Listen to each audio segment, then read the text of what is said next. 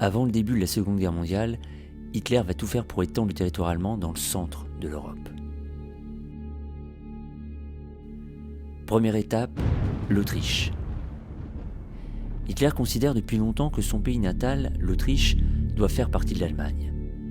En mars 1938, la Wehrmacht, l'armée allemande, pénètre en Autriche et dans la foulée, Hitler proclame son annexion au Troisième Reich, ce qui ne provoque aucune réaction de la part des puissances occidentales. Quelques semaines plus tard, les populations autrichiennes et allemandes approuvent à 99% cette annexion. Deuxième étape, la Tchécoslovaquie. La Tchécoslovaquie est un pays né de l'éclatement de l'Empire d'Autriche-Hongrie en 1918 à l'issue de la Première Guerre mondiale. À l'ouest, à la frontière avec l'Allemagne, se trouve la région des Sudètes, dont la population est majoritairement allemande. C'est pour cette raison que Hitler réclame son rattachement à l'Allemagne.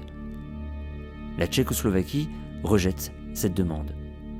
Afin d'éviter un conflit, et malgré des accords d'assistance avec la Tchécoslovaquie, la France et le Royaume-Uni acceptent lors de la conférence de Munich en septembre 1938 qu'Hitler récupère le territoire des Sudètes.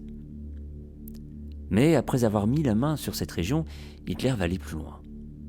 En mars 1939, Hitler s'empare également de la Bohême-Moravie et de la capitale tchécoslovaque, Prague.